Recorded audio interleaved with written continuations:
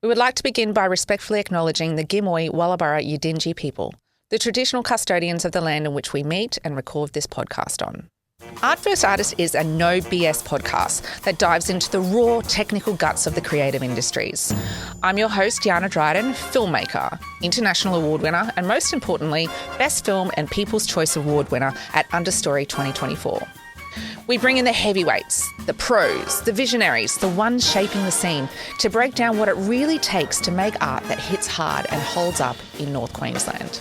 By interviewing artists, we uncover the gems, the grit, and the game-changing insights that fuel the future of creativity, backed by the Creative Life crew at Cairns Regional Council. Hello and welcome again to another episode of Art vs. Artist. My name is Yana and today I have the incredibly talented Shontell Ketchell, First Nations writer, director, producer. What are you, DJ? Like you've got, what can't you do, Shontell? Talk us through it. Dance. I don't have a lot of dance moves. I've just got these. That's it. But how did you pick up DJ? In my mind, when I used to be DJ when I was younger. I used to make little mixtapes. Remember back in the 90s? Mixtapes. Then it went to CDs. Then it went to USBs. I was a full-on pirate. Pirate? Full-on. Proper pilot. I just channeled that in a DJ. Yeah. I can see you as a DJ. I wish. Yeah. No. I don't like staying out late, so it doesn't... That dream. Yeah. Like, oh, do I have to go? And there's a lot of people in there and it's loud. No, it's not for me. Silent DJ. Silent DJ, yeah, that's it. Yeah, DJ introvert. Yeah, exactly. Yeah, that would be my jam for sure. I know so much about you, but not everyone listening to this podcast, or should I say podcast, knows anything about you. Yeah. So tell us about your career, how you got into the film industry. Start from the very beginning and, talk us through it. Okay, so I came into the industry in 2017 is when I knew I wanted to do it. And so just for context, at the time I was working in mining. I was a heavy machinery operator, working in the coal mines, driving around. And one night shift, I was like, this can't be it. This cannot be it. There's something that gets you at 2 o'clock in the morning when you're hauling coal from the depths of hell. And I was like, this cannot be my life. And so I kind of had a little bit of a think that night because you've got like 12 hours in a truck to have a think about what you want to do with yourself. And I was like, what is something I've always enjoyed? And it's writing and it's film but I didn't really think at the time. I was like, how am I even going to get into this industry? You know, like, is it even possible for me? And I remember at the time, AFTARS, which is the film school in Sydney, were putting up posts on Facebook for a writers' workshop in Brisbane called Shut Up and Write. And I was like, all right, it was my next round, which was a day shift. So naughty, I took a sickie. So, and mind you, the mine that I'm at is in the middle of nowhere. So I made up this like tall tale. I was like, I gotta go. I gotta go to Brisbane because I can't even remember what it was. I know.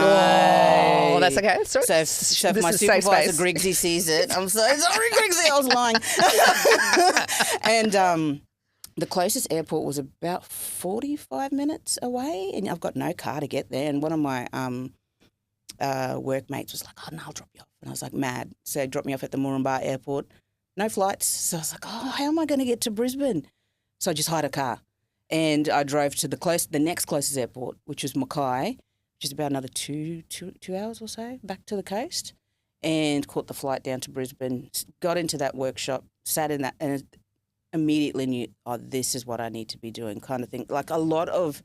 And it does go back to when I was quite younger. I think any creative can know. Oh, well, I can't speak for all creatives, but there is a spark when you're quite younger.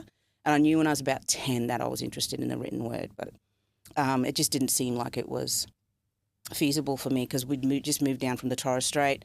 I couldn't speak like very good English, and so my grandfather got me a whole bunch of books so I could learn how to speak English and feel comfortable. And then you just kind of get caught up in that story world, you know. And it just kind of always stayed with me through high school, and then I moved into jobs. Previous to mining, I was in the public service, so I was always drawn to jobs that had a lot of writing, but it was more project management stuff. So a lot of research, analytics, report writing, very boring. So I did that for quite some time, and then it just kind of just fell to the wayside and I went into mining. But anyhow, long story short, I gave it a crack, went out, and I remember at that workshop, the guy that was facilitating it from AFDAS, he's a lecturer there, Matt Dabner, documentary lecturer. He tapped me on the shoulder and he's like, you should consider applying, because it was a mock writer's room and you had to like pitch ideas, and we were developing a mock TV show together, and so just showing you what a writer's room looked like, kind of thing. And I remember applying and I was like, I'm not going to get in. They only take about 16 people a year. You know, I drive trucks in a mine. There's no way. I got in 2018, and that kind of started my journey then. And so that was my life for about a year and a half. I'd fly to Moranbah for work. I'd fly back to Cairns, next flight down to Sydney to do my blocks out at AFDAS and doing that kind of thing just to kind of learn the craft. And then I got my first official writing gig in end of 2018 on Series 4 of Black Comedy. So that kind of kick-started it for me then, and it just kind of went from there. And I went on to write on Barrumbi Kids, then did a short film called Mungo that went to Cairns Film Festival, and we won the best short First Nations film for that year, which is like unreal. You know, I wrote that in the truck. No, well, I started writing it at the Toowoomba RSL. No, not sorry. Where do they do the country music festival? Tamworth. Oh. It was Tamworth. Of all- In the RSL. I love it. Yeah, I was like, what is my life, you know? Anyhow, and so then it just kind of went from there. I just went into more and more writers' rooms. One credit led to the next, and that's been my journey kind of thing, I guess. So, yeah, I've been in the industry officially for 7 years now. So still considered emerging, but still chipping away and, yeah, working on all these different projects. Everything, really. I think as a writer, I've had amazing opportunities to write on kids' television shows, working in the factual space, working in comedy, whether it's Gold Diggers, Black Comedy as it is, the new season of the Australian version, of Ghosts, which is being released soon, which is one of the bigger projects I've worked on. So, yeah, I've had amazing opportunities over the last couple of years and stayed based in Cairns and was able to work on these big projects. I love that. There's so much in there that I just want to deep dive in. There's too many things at once. But I'll go with the last. Yeah, let's go to the last section. Thing. Yeah, otherwise the last thing you said, it's like you can't go back to 1995. Yeah, I mean, I love that story of you coming down from the Torres Strait and having to learn English and that connection with your grandfather. I love the part of that story where you had that calling in you and you just went to the airport and you got a car and you did the thing and just, I guess, listened to that calling in you because you knew something was happening. You didn't really necessarily know what it was. Like you knew you had, and I think anyone that's in the creative industry or that has a creative heart, I use that terminology a lot, creative heart, because if you're in the space and you understand, like it's our purpose. We are drawn to this because we're storytellers. It goes beyond anything I can make sense of or try and kind of like articulate, but I was drawn to it and I had to do it, like, because I knew that was my path. And you just have to back yourself in those moments, because I could have easily just said, oh, no, I'll just go to work, you know. And I ended up flying back to Mackay, took the rental car back and did my last 2 shifts. So, you know, I didn't throw the whole round, guys. I only took 2 days off. 2 days, yeah, that's it. One of them was sick day. The other one was a sick day? Yeah, another sick day. Yeah. And then miraculously I recovered. It was a miracle. Yeah, it was a miracle. Yeah. And then I was back out there. But as soon as that fire was lit, that was it. It was like, that's what I'm going for. And every single time that those opportunities come up, I honestly, and I think I don't think it ever goes away, you're constantly second guessing yourself. I was like, I'm not going to get into film school. I got in. You know, I'm not going to get into the Black Comedy Writers Room. You get in. You just know that you just got to keep pushing forward. And but that's been my experience. But sorry, I cut out your question. I don't even know what it was. Interrogation into the last bit about working in Far North Queensland still. Sorry. Yeah, well, I feel like that synchronicity is just beautiful, that when things sync up, you know, and if you're living in that true alignment, then the opportunities do come up, and they naturally do come in, and that backing yourself. If it's your door, it's your door. It is. Yeah. And coming from North Queensland and still basing yourself here, I mean, I think sometimes there is a stigma around being in a small regional area. You don't get the opportunities. Yeah. And oftentimes, as you've just shared, having to leave the area to go to the AFTRs, although I think since COVID, we do have access to so much more. We have the internet. Now. Yes, the interweb, kids. Yeah, everything's online now, which is brilliant. Yeah, so even writers' rooms now, I think, although I do prefer an in-person writers' room, I get that through now being a producer as well. It does bring costs down. And so I've got to be in writers' rooms for productions that aren't even shooting in Cairns, that are based all around Australia, because you're not required there for the room. So it opens doors for you as a writer as well, that we are still accessible up here. Yeah. As far as the stories that you write, I mean, and you do factual, you also, you incredible comedy mind as well, and swinging between those two. Like, how much of is it important to infuse North Queensland as well as, your culture as well? Talk to me about that. I think with North Queensland, we've got a very distinctive way in that we speak. And I'm going to do a shameless plug here. If you get to watch Gold Diggers on ABC, which is one of the productions that I got to write on and develop the First Nations characters through, you will see that their dialogue is so North Queensland. It is so Queensland, the jokes. And because a lot of the cast were from, they were either New South Wales, but with Queensland kind of connections, or from Queensland, the First Nations cast. A few from Tassie. One from Tassie, sorry. But for the most part, we were able to really we were given free rein to really develop those characters, and they do have a North Queensland kind of twang in the way that they speak and the humour and everything. So I think as a creative and the types of stories that I'm drawn to, it tends to be like anything that I'm developing, it does have a theme line. Like, I do like telling very strong female-led characters, especially within the First Nation space. And I'm not trying to kind of undercut the stories that came beforehand, because I think it was a time of truth-telling that needed to happen within the industry, especially within First Nation storytelling. But I tend to lean away from those really trauma-driven stories that we've seen previously, and lean into more like who are we as First Nations women in spite of that, because for so long our stories were told through, I guess, a non-Indigenous lens. And so now that we have the capacity to tell our own stories, it's like, I want to tell these celebratory stories. I want to tell these stories of like Black excellence and these amazing women that, in spite of everything that's put in front of them, they're still able to move through the world with like a level of grace and like leading with their heart, and they're just this exceptional women, and it's just showcasing the reality of the Black women that I see, and really telling their stories authentically, and so when it comes to like where I like to work in the documentary and even in the scripted space as well, factual and scripted, it's anything that kind of uplifts and really kind of shines a light on First Nations people, especially our women. Other than that, I've written in some random stuff. Like, I'm open to, like, as a writer, I didn't want to be pigeonholed. Initially, I will be honest, when I came out of AFTRs, I was like, I'll just do comedy. It's fine. I'll just do comedy. And then I got my first offer to work with BBC, which was like so overwhelming sitting in that writer's room, because it was like the best of the best.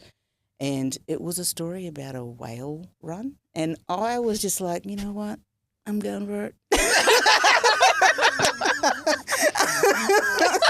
I don't do drama. I don't know about whales, but I gave it a red hot shot, which then led to the next job.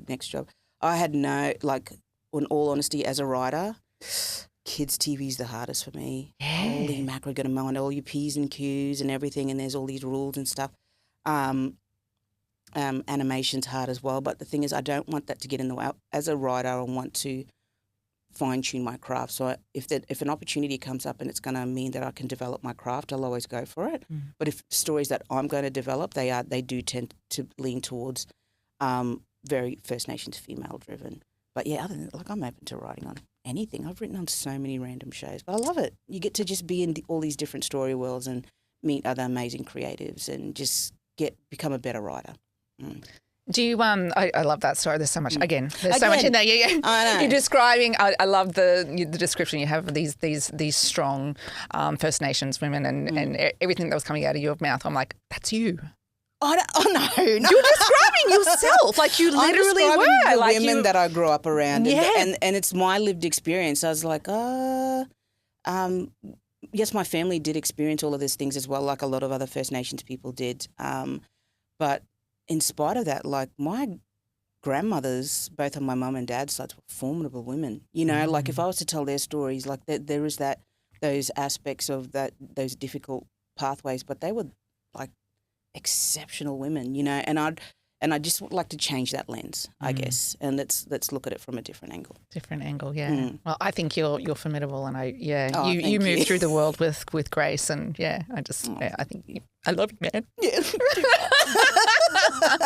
I also love the infusing of the North Queensland dialect into Gold Diggers as well. And I have this theory around the North Queensland dialect. There is so much that is actually First Nations words that people don't even realise that they're Exactly. using, and like gammon and like just there's so much a lot in the dialect, and I think I'm with you on that as well, as being able to take that dialect to the world as well, because it's so unique and it's endearing and it's hilarious and it's so funny. And then even like productions that come up here, like that we've been able to shoot up here. I've worked on a few that have been here based in Cairns. The first documentary I worked on, which was Naytive, was a part of the first iteration of The Taste of the Tropics, and then did most recently co-produced on Caden Pearson's another brilliant First Nations creative here in Cairns this year. We did his online series Lakefield. You look at those shots if you get a chance. Another shameless plug. We're here for Tune in. Sponsored by. Yes. Queensland's all over it, and you see Far North Queensland as just like a character within those stories as well. It's weaved in between because it is such a big part of who we are. And the location in itself is that's another thing. When I get to work on productions that are here, it's like, how can I bring what's distinctly here? Because it's not until you travel overseas, because I'm like, why do tourists come here? Like, I was born and raised I was like for the most part raised in Cairns. I spent most of my life here. And often think, why do people come here? You know, like it's so boring, you know. Like, and it's not until you go overseas and then you come back, because I've had the opportunity to travel quite a bit over the last 12 months because of work. And then you come back and I'm like, oh, no, the Cairns is beautiful. It's so amazing. It's so unique. And so that's the next kind of like is how can we create more productions that just showcase where we live, because it is so beautiful. And we're so spoilt for choice. You know, like there's no reason why you can't shoot anything up here, because we've got the reef, the rainforest, you've got like, you just drive past Marliya and you've got like that kind of outbacky look. So yeah, we're very, and the Straits aren't far, Cape York's not far, you know, like, so we just have a beautiful region that we can work with, and that can be a character in all of these stories as well. And our stories as well. Yeah. Exactly. Yeah. That's just like, I think in Australian television, like Far North Queensland is starting to get on the map, but I just feel like let's saturate it. Yeah. Come on, man. Let's give them too much. Spoil them for choice. That's it, exactly. Be so loud they can't ignore it. Exactly. Yep. And so it's an exciting time to be a creative in Far North Queensland, because I think the opportunities are endless at the moment. Yeah. What advice would you give? Well, first of all, what advice would you give your younger self? Oof. I think I came into the industry at the right time. Knowing myself and how incredibly, I know it must be hard for people to, but I'm very introverted. I'm very shy. No. This is the only blue shirt I own. I like wearing black. Don't look at me. The truth's coming out. If I could, this cushion would be up here. But it's that aspect of the industry that makes me a little bit uncomfortable, that you and yourself are a brand and you've got to be out there and all these panel talks and all these stuff, which is fine. Don't get me wrong. I know it's an aspect of it. It's something I'm still getting used to. But I think for my younger self, it would be to, when I knew that this was a thing, to kind of really lean in, you know, but instead of pushing it away. But I think at the same time, like, the industry can be tough. You have to be very resilient. And everything happened for me in the sequence that it was supposed to. I was supposed to do 10 years in mining because that gave me the thicker skin so I can maneuver the industry without being caught up in some of the things that can, like, burn you as a creative and can, like, hurt you. So I think if my younger self would be to, just really lean in and own the fact that this is yours, because I think it took me a long time to even say that I was a writer or creative. I'd say, oh, no, it's just kind of something I do on the side. Own it. You know, you're in this space, you're working professionally. It's not a hobby. Yep. You know, like, I think that would be probably own it earlier. Mm-hmm. That's probably only the last 2 years that I've actually said, I'm a screenwriter.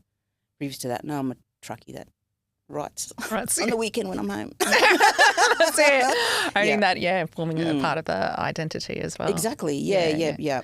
And the thing is too, it's we're so incredibly blessed to work in a space where we get to, especially, like, just create and make stuff that is going to far outlive me, you know. And so I think it's just understanding too, like, forever this piece of work will be there for people to kind of consume, and it's just this time-stamped thing that you get to be a part of, and just as a First Nations creative, and the way that we had passed on knowledge and culture for thousands of years, like, this is just a continuation and contemporary way of doing that, to be able to still, like, pass on aspects of our identity, our culture, our language, whatever. If I can infuse that into all of my films, it's definitely something that I do. Yeah, that's my contribution. That is beautiful. That's a strong sense of purpose. I feel that. Yeah, definitely having that legacy to be able to pass that on. I think that's a for sure, incredible gift to share. Yeah. Thank you. Welcome. We're trying really hard to be serious, eh? Yeah. We've known that was serious. Yeah, you were that serious. That was heartfelt. I know, and this is me being weird and not accepting it. Sorry, thank you. Own it. You just said. I just said, like, 2 sentences beforehand. Just own it, man. Until it comes at you and then you're like, oh, thank you. This is weird. Yeah. Awkward. No, thank you. So Naytive was screened at Understory 2022. 2022. So, by that time, that initiative kicked off. I think it was the first iteration of the Authentic Initiative, which is the Screen Queensland Screenworks ABC initiative that was run up here. And it was like a little micro budget. It was like $4,000 to shoot a documentary. And I was like, this might be my opportunity to try producing, you know, because I've got this background in project management, like, that I did in the public service for years. So I was like, I'm going to just go for it. And that's when I met Ewan. So I put my application in. They're like, you're probably going to need to work with someone. And then they introduced me to Ewan.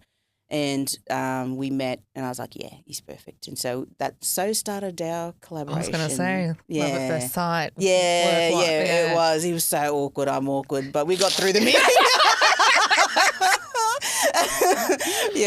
And it's just been, and so then we shot that in 2021. And at that time, like, that's how accelerating that initiative was for me. At that time, I had one official credit, which was with Black Comedy. I was writing on, at the time, Barrumbi Kids. And that was the next, that was my first official production that I did here in Cairns, as a producer, as a lead writer.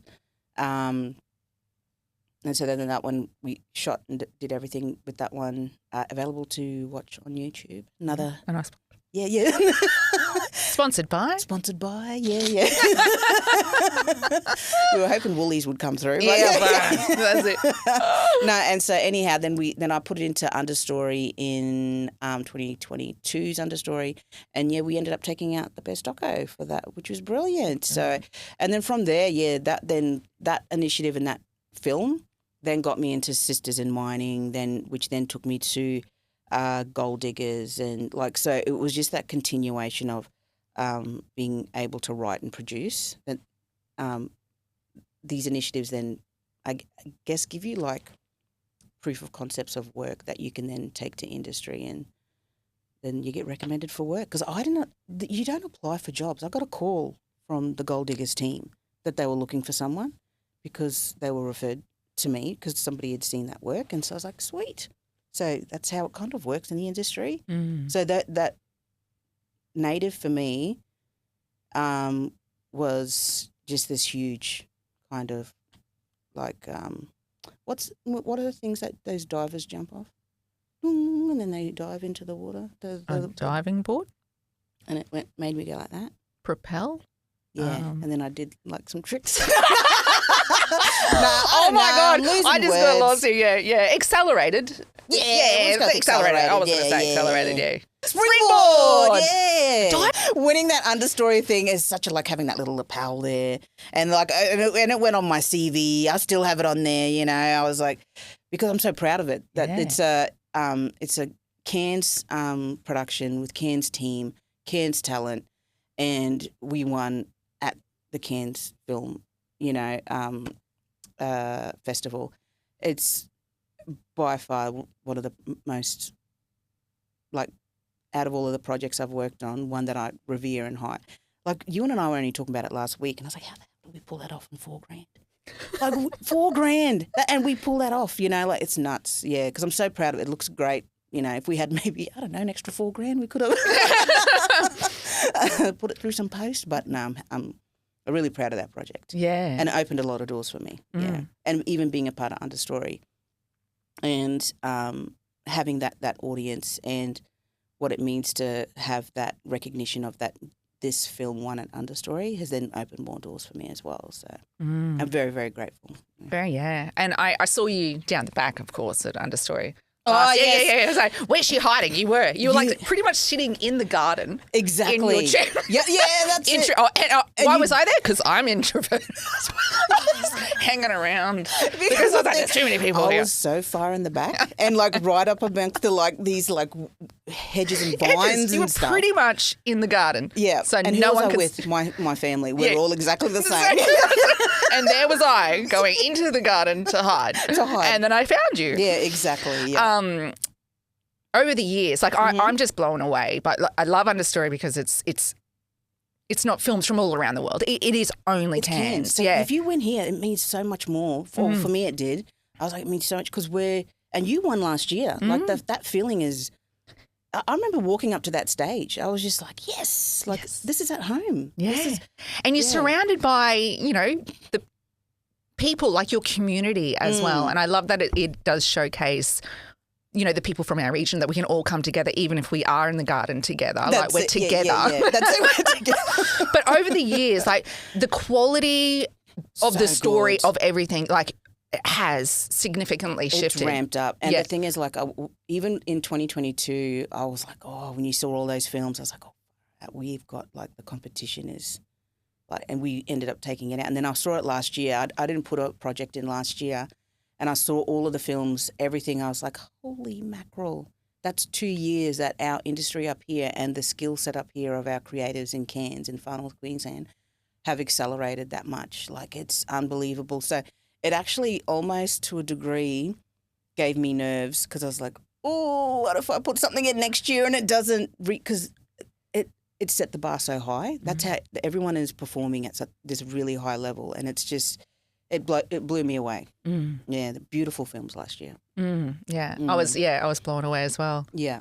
When What are you working on at the moment? Oof. Can you share? Yeah, I can share. Ooh. Yeah. So I mentioned I got the opportunity to write on the BBC Paramount production Ghosts, which was... I love how you're shaking your head when you say that. My gosh. It was like...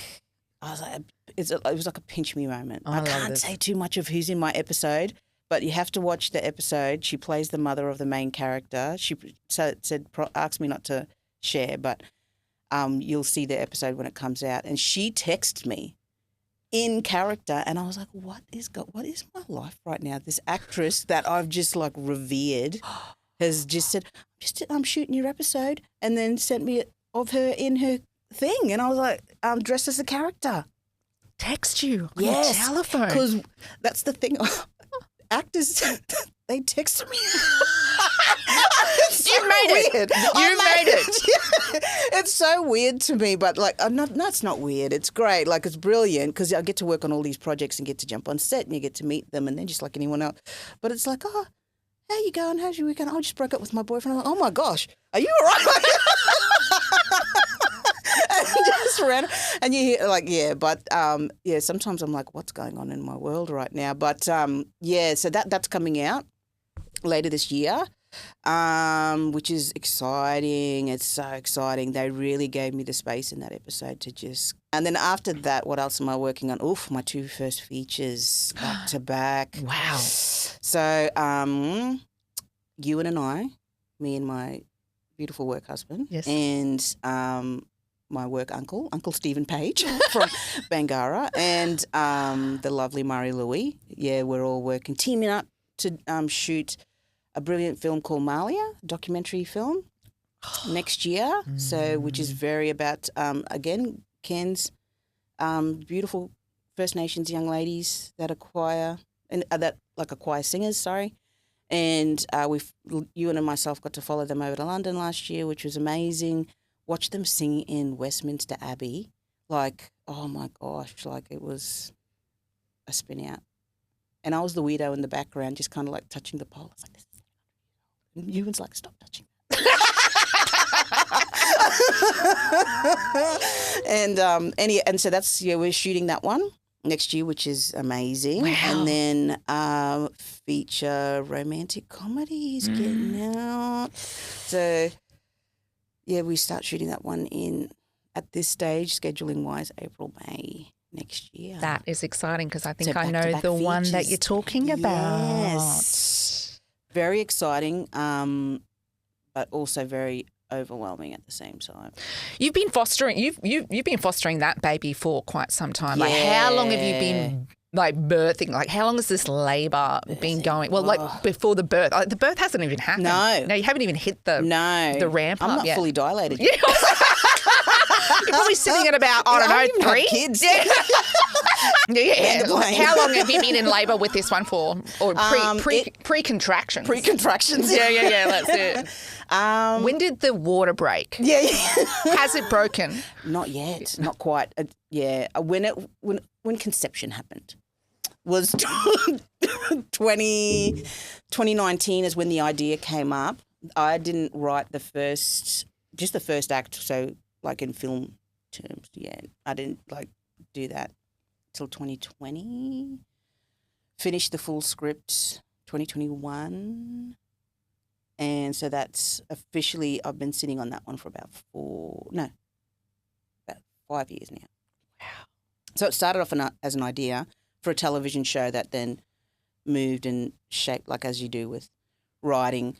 And then COVID happened, and then I ended up just throwing myself into writers' rooms, and so that kind of became my focus, and it's just learning the craft. 2023, we had an actors read through because I pulled some favours from some mob. Like, jump in this writer's room, and it was so good. And then last year,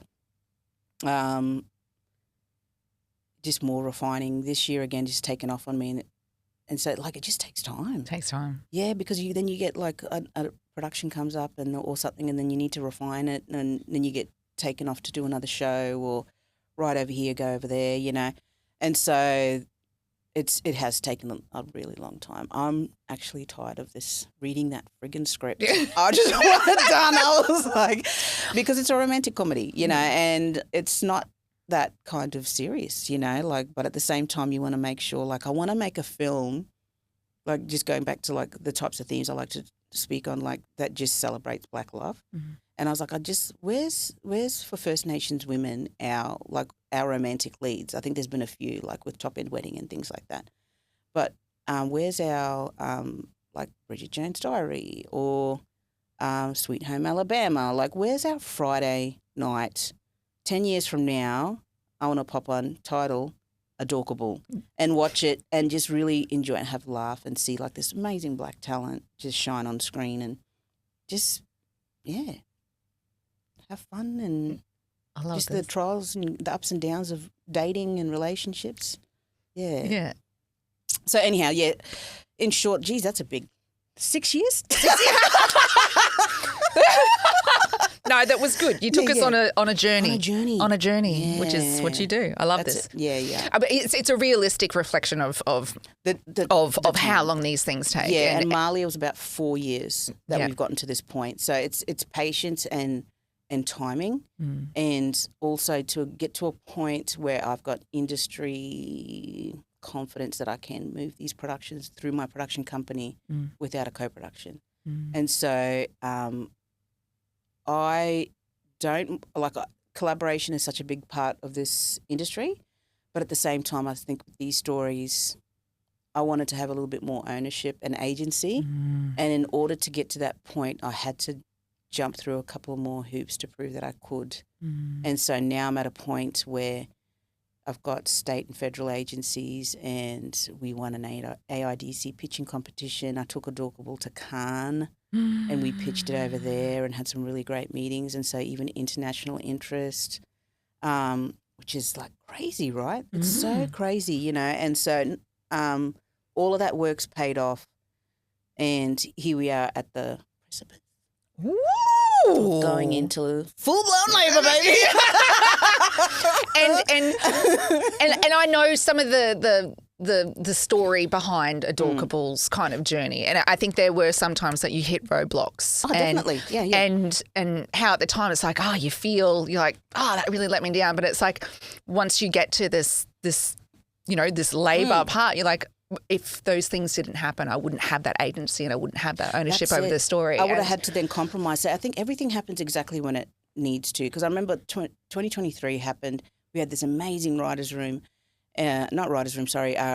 with actors and everything, and I was like so G'd up, and it's no fault of her own. Then my mum got sick. She got cancer diagnosis, and so I was like, well, Adorkable's going back on the shelf because I've got to take care of mum, you know, and so life happens, you know, and it's at the end of the day, like, don't get me wrong, this is a business and it is important, and a lot of people are putting belief and money behind it, but it is just filmmaking. We're not building rockets to the moon, you know. We're not we're not doing anything that's like, you know, life-saving or life-altering. We get to create and play and, you know, work in this amazing medium.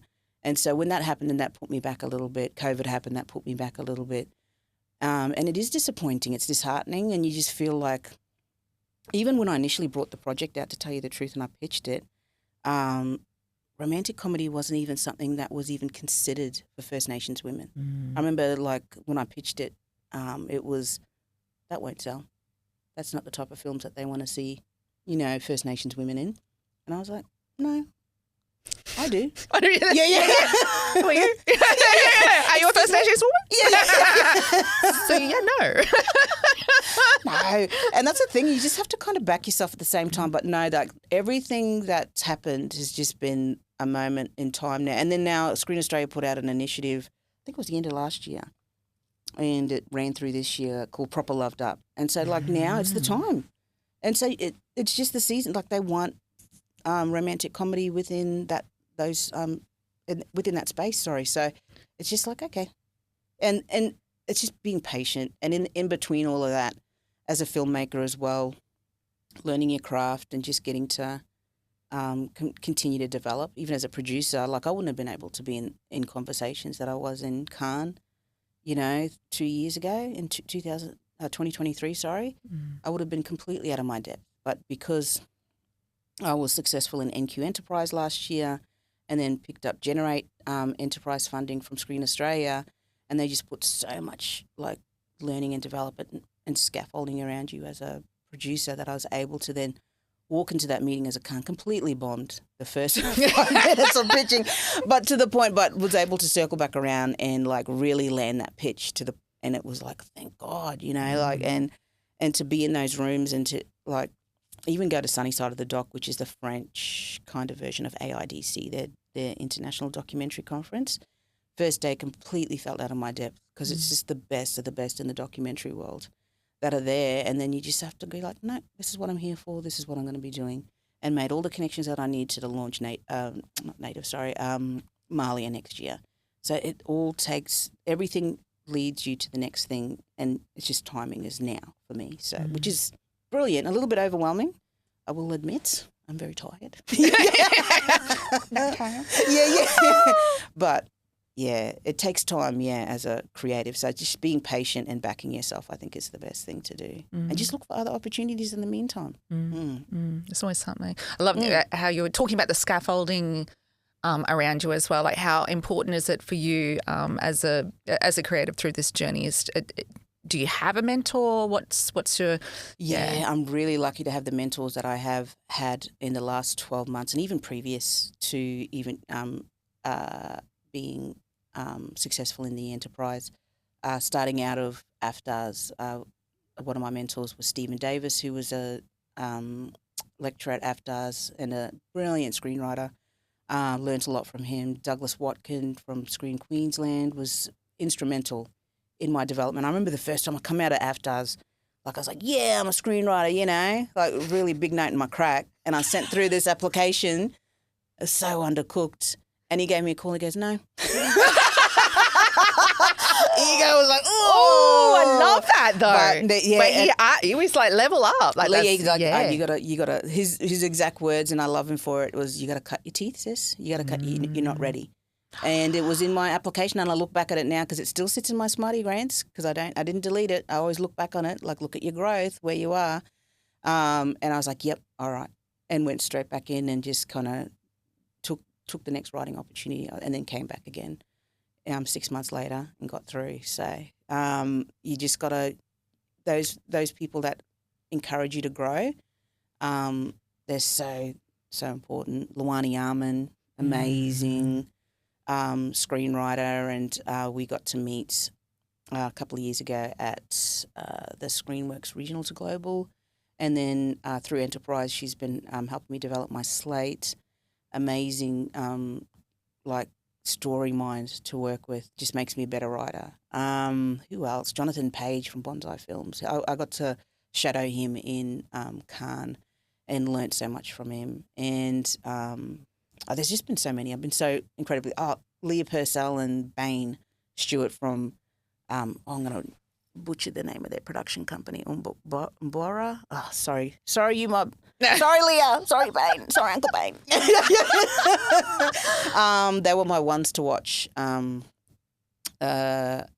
mentors this year, and straight down the line, no mincing words, and I appreciate that because it is a very cutthroat, to a degree, but it is a very difficult industry to work in, and I'd rather know straight up if I'm falling short in areas or if how to navigate the space than be blindsided or have sugarcoating and kind of go out. Penny Smallcombe, again, from Blackfella Films was another one. Cody Bedford, brilliant screenwriter, director.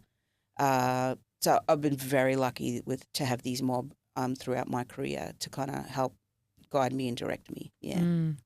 So it's coming from you have to have that the magical thinking where you have the capacity to think of story outside of yourself and come up in this imagination land, but also hold this very firm base of reality of that as well, and having the two together. So it's magical thinking over here, but it's not magical thinking kind of over here. You need to follow through and have that a formidable work ethic, which you do. And it's understanding where the creative meets the commercial. So like you could have this idea like, but it's undercooked or it's not ready, or where does it fit in the market? Like all these things like that you have to understand that you're taking this and you're trying to put it there, but there's all these like things that you need to be aware of when you're going in kind of thing. And so that's with any project. And if it's not ready, it's not ready. And then if you have to do what you got to do to get it ready, in my case, that was develop as a producer and just become a better screenwriter. And you're never, ever going to get, like, I'm never feel like as a writer that I've made it. And even as a producer, like I've made it. There's always room to grow. So you have to be open to the fact that as a writer, like there's always so many other writers I get to kind of be around, which is amazing to learn craft from and just kind of see how their process and things like that. And so that's another thing as well. I don't ever feel like I've made it, ever. There's always like, okay, I've reached this level, what's next kind of thing. So I think you'll always refer to yourself as emerging. I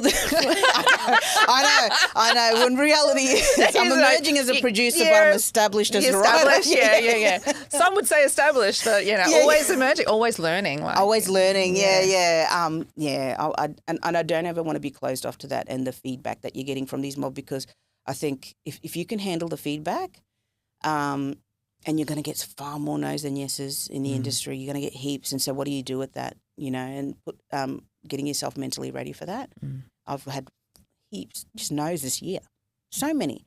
And so like even that, just having a process in place for that. So when I get the knockback, I'm like, okay, you have one day to wallow, and then the next day, that's it. No more. Get out of bed, and I never ever look at, it's never competition. It's just not your door. It's not your time. And so, and a lot of the other times that the creatives that are getting through, they're your colleagues, they're people you work with, they're your friends within the industry. And so it's reframing it as in this is their time, it's just not your door. And so, it's just changing perspective, I think, coming in as well. And trying not to take everything so personally, because it is a business, unfortunately.